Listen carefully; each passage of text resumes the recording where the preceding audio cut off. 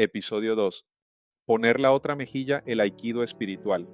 Referencia bíblica Mateo 5:38-39. Jesús está sentado en el monte enseñando a una multitud de personas oprimidas por el imperio romano. Son campesinos, pescadores, artesanos, mujeres, niños. Gente que vive bajo el peso aplastante de la ocupación militar más brutal de la antigüedad. Gente que paga impuestos obscenos a un emperador que se proclama Dios. Gente cuya dignidad es pisoteada diariamente por soldados que pueden obligarlos a cargar su equipaje 1 milla por ley. Para dimensionar la opresión, hay que entender el sistema romano del siglo I en Palestina. El gobernador romano, en este periodo Poncio Pilato, tenía poder absoluto de vida y muerte sobre los habitantes no ciudadanos. Los impuestos eran múltiples y aplastantes. El tributum capitis, impuesto por cabeza, el tributum soli, impuesto por tierra, los portoria, aranceles comerciales, más los diezmos al templo exigidos por la élite sacerdotal. Un campesino galileo promedio entregaba entre el 60 y el 70% de su producción entre Roma y el templo. Vivían en una pobreza estructural diseñada para mantenerlos sometidos. Y encima de todo eso, la humillación diaria. Un soldado romano podía abofetear, escupir o golpear a cualquier judío sin consecuencia legal alguna. Y en ese contexto de opresión visceral, Jesús les lanza una instrucción que suena a locura suicida. Oísteis que fue dicho, ojo por ojo y diente por diente, pero yo os digo, no resistáis al que es malo, antes a cualquiera que te hiera en tu mejilla derecha, vuélvele también la otra. El conflicto, la religión del tapete. La religión ha usado este versículo durante 2000 años para crear creyentes sumisos. Te han dicho que ser espiritual es ser un tapete, que debes dejar que te humillen, que soportar el abuso en silencio te gana puntos celestiales, que la víctima pasiva es el modelo de santidad. Esta interpretación ha causado un daño incalculable. Ha mantenido a mujeres en relaciones abusivas porque poner la otra mejilla era lo cristiano. Ha mantenido a pueblos enteros en sumisión ante tiranos porque resistir era pecado. Ha convertido la espiritualidad en anestesia. Sufre callado que Dios te premiará después. Pero esa lectura no solo es dañina, es teológicamente falsa, y el griego original lo demuestra. El quiebre técnico antistenai y la física de la resistencia. La clave está en la frase que precede al mandato de la mejilla, no resistáis al que es malo. El verbo griego es antistenai, un infinitivo compuesto de anti, en contra, opuesto, y estenai, estar de pie, tomar posición, mantenerse firme. La raíz stasis significa postura rígida, fuerza estática, bloqueo. Antistenai significa literalmente no te pongas en contra con la misma fuerza, no choques rígidamente fuerza contra fuerza, no entres en estasis opuesta. Es un término que describe perfectamente lo que sucede cuando dos fuerzas iguales y opuestas se encuentran, bloqueo, parálisis. Ninguna avanza, ambas se desgastan. Pero hay un matiz adicional que se pierde en la traducción. Antistenai era un término militar bien conocido en el siglo I. Aparece en la Septuaginta, la traducción griega del Antiguo Testamento que era la Biblia de los judíos helenizados, en contextos de batalla campal. Significa tomar posición frontal contra el enemigo en formación de combate. Es el choque de infantería pesada, escudo contra escudo, lanza contra lanza. Es la técnica romana del atestudo, la tortuga, donde los legionarios forman un bloque rígido e impenetrable. Jesús está diciendo, no entres en formación de combate contra el mal, no uses la estrategia del enemigo, porque si usas su estrategia, ya perdiste, te convertiste en él.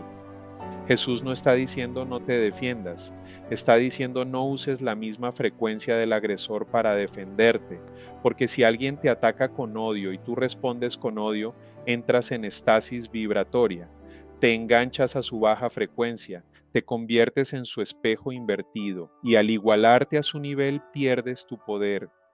La mejilla derecha, el detalle que cambia todo. Jesús es específico, si te golpean en la mejilla derecha. En el mundo antiguo, la mayoría de las personas eran diestras. Para golpear la mejilla derecha de alguien que está frente a ti con la mano derecha, tendrías que usar el revés de la mano, y en la cultura del Medio Oriente del siglo I, el golpe con el revés de la mano no era un ataque físico de combate, era un gesto de humillación. Era lo que un amo le hacía a un esclavo, un romano a un judío, un superior a un inferior.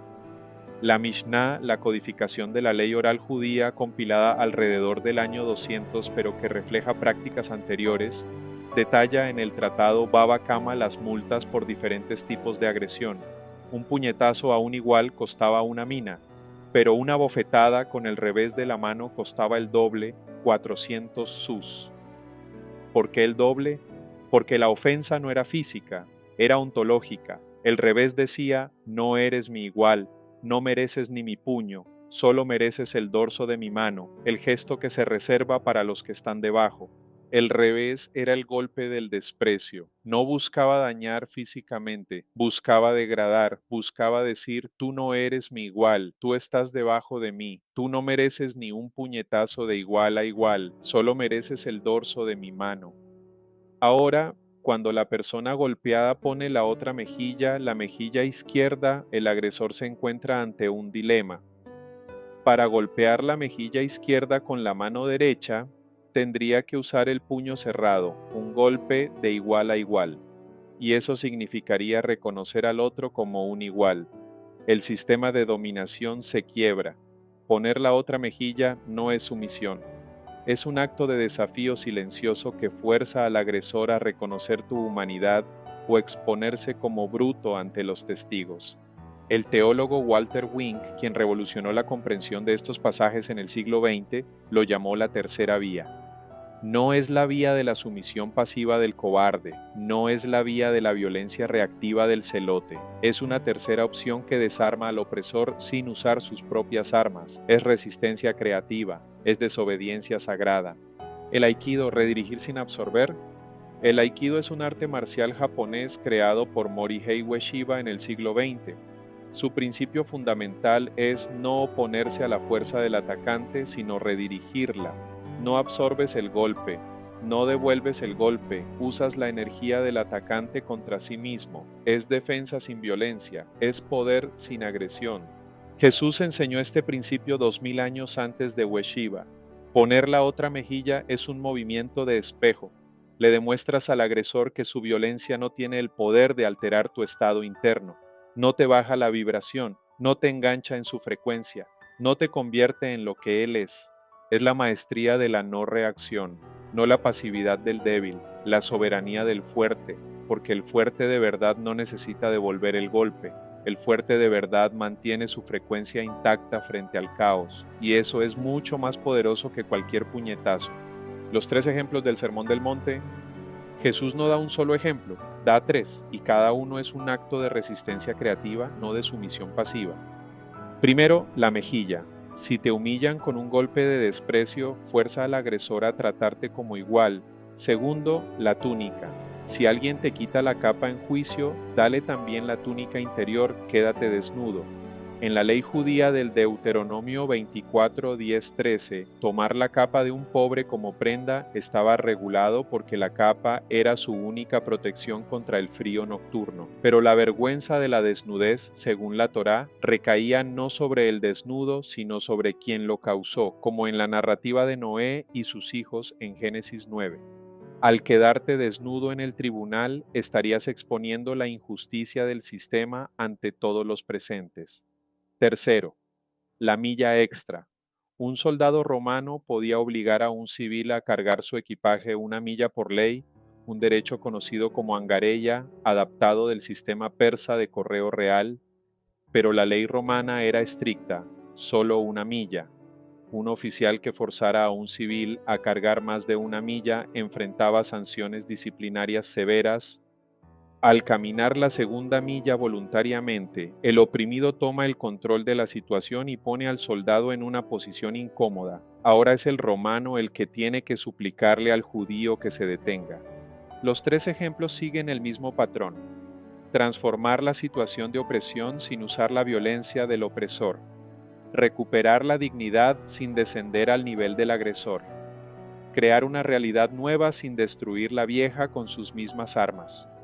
El mensaje para tu vida: tu mayor poder no es devolver el golpe, es mantener tu frecuencia intacta frente al caos. Quien logra hacerte enojar, te domina. Quien logra sacarte de tu centro, te controla. Quien logra que reacciones con la misma energía del ataque, te ha convertido en su espejo. Y un espejo no tiene identidad propia, solo refleja al otro. El creador no reacciona, responde, y hay una diferencia cósmica entre ambos verbos. Reaccionar es automático, inconsciente, impulsado por el ego herido. Responder es deliberado, consciente, impulsado por la presencia. Reaccionar te ata al agresor, responder te libera. La neurociencia ha demostrado que entre el estímulo externo y la respuesta consciente hay un intervalo de aproximadamente medio segundo. En ese medio segundo, la amígdala cerebral, el centro del miedo, y la reacción primitiva envía su señal de alerta. Pero si la corteza prefrontal está entrenada, puede interceptar esa señal y elegir una respuesta diferente.